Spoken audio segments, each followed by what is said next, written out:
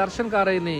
हाँ जी, आपां दर्शन कर रहे हैं जी छेहरटा खूह गुरुद्वारा श्री छेहरटा साहिब, दो पातशाहियां जी की चरण छोह प्राप्त धरती, साहिब श्री गुरु अर्जन देव जी ਅਤੇ ਸਾਹਿਬ श्री गुरु हरगोबिंद साहिब जी ਦੀ।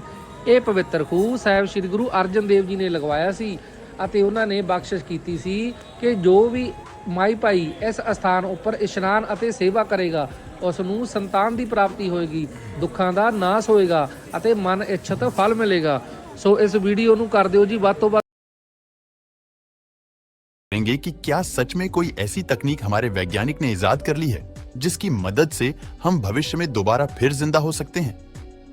दोस्तों, क्रायोजेनिक की स्टोरी शुरू होती है वर्ल्ड वॉर 2 के 9 साल बाद से, जब साल 1954 में पहली बार डॉक्टर्स ने ह्यूमन स्पर्म को फ्रिज करने का टेस्ट परफॉर्म किया, जो सक्सेसफुल रहा क्योंकि बाद में इन स्पर्म को कई अलग अलग महिलाओं में सक्सेसफुली इंजेक्ट भी किया गया था। उस समय इस पूरे प्रोसेसर को क्रायो प्रिजर्वेशन का नाम दिया गया था, लेकिन उस समय किसी ने भी नहीं सोचा था कि इस कॉन्सेप्ट को पूरे ह्यूमन बॉडी पर अप्लाई किया जा सकता है। आज के समय एल्कोर लाइफ एक्सटेंशन फाउंडेशन और दूसरा क्रायोनिक्स इंस्टीट्यूट, ये दोनों ही कंपनीज क्रायोनिक्स टेक्नोलॉजी में लीड कर रही है, जिनके पास हजारों मिलियर्स और बिलियनियर्स लोगों ने क्रायो प्रिजर्वेशन के लिए एप्लीकेशन दी है, यानी कि इन्हें क्रायो प्रिजर्वेशन के जरिए इन फ्यूचर दोबारा जिंदा किया जाए। क्रायो स्लिप के जरिए व्यक्ति को 200 सालों के बाद भी जिंदा किया जा सके। क्रायो प्रिजर्वेशन में व्यक्ति सोने के लिए चला जाता है, क्योंकि इन कंपनीज का ऐसा मानना है कि इंसान मरता नहीं है बल्कि वो सिर्फ सोता है। उनका मानना होता है कि इंसान की मौत का मतलब ये होता है कि उसके ब्रेन को एक ऐसा डैमेज पहुंचा है जिसके चलते उसमें मौजूद इंफॉर्मेशन और कॉन्शियसनेस खो चुकी होती है, जिसे दोबारा रिट्रीव करना इम्पॉसिबल है। जिस टर्म को हम लीगली डेड होना या मरना कहते हैं। अब आइए ये जान लेते हैं कि ये काम कैसे करता है। तो इसके लिए किसी भी व्यक्ति की मौत के तुरंत बाद आप कंपनी को संपर्क कर सकते हैं। अब जब क्रायोनिक्स वाले आते हैं तो वो सबसे पहले बॉडी को देखते हैं कि कहीं वो शख्स जिंदा तो नहीं है, क्योंकि क्रायोनिक्स जिंदा लोगों का नहीं किया जाता है। इसके लिए व्यक्ति का कानूनी रूप से मरना जरूरी है, यानी कि उसका डेथ सर्टिफिकेट होना जरूरी है। उसके बाद में वाले मृत व्यक्ति के शरीर को -200 सेल्सियस से -300 सेल्सियस सिलेंडर नुमा एक फ्रिज में रखते हैं, लेकिन उस फ्रिज में उस व्यक्ति को उल्टा लेटाया जाता है। दोस्तों, जैसा कि अभी हमने आपको थोड़ी देर पहले बताया कि इंस्टीट्यूशन एडवांस टेक्निक का यूज करके ऑक्सीजन और ब्लड की सप्लाई की जाती है और शरीर की सभी कोशिकाओं में पानी निकालकर उनमें केमिकल डाला जाता है। दोस्तों, जिस फ्रीज या कंटेनर में इंसान को रखा जाता है वो पूरा नाइट्रोजन से भरा होता है। इस प्रक्रिया में हम इंसान के पूरे शरीर को तो संरक्षित करेंगे ही, पर अगर किसी के पास उतना पैसा नहीं है तो वो सिर्फ अपना ब्रेन भी संरक्षित करवा सकता है। पूरी बॉडी को फ्रिज करने के लिए ऑलमोस्ट $1,00,000 और केवल सर यानी कि दिमाग को फ्रिज करने के लिए $25,000 कंपनी को पे करने होते हैं। क्रायोजेनिक प्रिजर्वेशन में ब्रेन और उसके नर्वस सिस्टम को आर्टिफिशियल चलने दिया जाएगा और 200 से 300 सालों के बाद उसे दोबारा से जिंदा किया जाएगा। हालांकि अभी तक किसी को भी इस तकनीक की मदद से जिंदा नहीं किया गया है, लेकिन वैज्ञानिक जैसे कि इन दोबारा जिंदा हुए लोगों के लीगल राइट्स और वेल्थ को वापस से कैसे डिस्ट्रीब्यूट किया जाएगा। क्या उनकी जनरेशन में आगे बढ़ चुकी फैमिली को वापस उनकी वेल्थ उन दोबारा जिंदा हुए फैमिली मेंबर को देनी पड़ेगी, और जिस इंसान को ऑलरेडी लीगल तौर पर मरा घोषित किया जा चुका है तो उस इंसान के लीगल राइट्स और उसकी पहचान उसे वापस मिल पाएगी।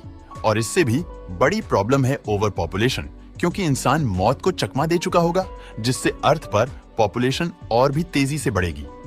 अब इस टेक्नोलॉजी का क्या परिणाम निकलेगा, ये तो आने वाला वक्त ही बताएगा। वैसे आपकी इस टेक्नोलॉजी के बारे में क्या राय है, हमें कमेंट करके जरूर बताना।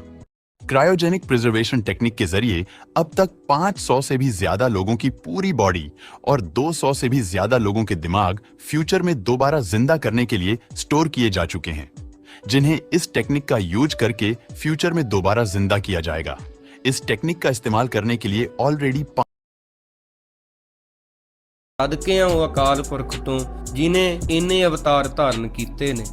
सतगुरु जी ਦੀ ਬਾਣੀ ਦਾ ਫਰਮਾਨ ਹੈ, हे ਮਾਂ ਦੇਵਕੀ ਤੂੰ ਧਨ ਹੈ, ਜਿਹਦੇ ਘਰ ਦੇ ਵਿੱਚ ਸ਼੍ਰੀ ਕ੍ਰਿਸ਼ਨ ਜੀ ਦਾ ਆਉਣਾ ਹੋਇਆ। ਧੰਨ ਧੰਨ ਤੂੰ ਮਾਤਾ ਦੇਵਕੀ, ਤੇ ਧੰਨ ਆ ਉਹ ਜੰਗਲ ਦਾ ਟੋਟਾ, ਧੰਨ ਆ ਉਹ ਬਿੰਦਰਾਬਨ ਜਿੱਥੇ ਸ਼੍ਰੀ ਨਾਰਾਇਣ ਜੀ ਖੇਡੇ ਆ। ਬੇਨ ਬਜਾਵੇ ਗੋਦਨ ਚਰੈ, ਸ਼੍ਰੀ ਕ੍ਰਿਸ਼ਨ ਜੀ ਬਾਂਸਰੀ ਵਜਾਉਂਦੇ ਆ, ਗਾਵਾਂ ਨੂੰ ਚਾਰਦੇ ਆ, ਅਨੇਕਾਂ ਤਰ੍ਹਾਂ ਦੇ ਚੋਜ ਕਰਦੇ ਆ। ਭਗਤ ਨਾਮਦੇਵ ਜੀ ਕਹਿੰਦੇ, ਮੈਂ ਉਹ ਭੇਡ ਦੀ ਉੱਨ ਤੋਂ ਸਦਕੇ ਜਾਨਾ ਜਿਹਦੀ ਬਣੀ ਹੋਈ ਕੰਬਲੀ ਸ਼੍ਰੀ ਕ੍ਰਿਸ਼ਨ ਜੀ ਪਹਿਨਦੇ ਆ। ਧੰਨ ਧੰਨ ਕ੍ਰਿਸ਼ਨ ਓਢੈ ਕਾਂਬਲੀ, ਧੰਨ ਧੰਨ ਮੇਘਾ ਰੂਮਾਵਲੀ।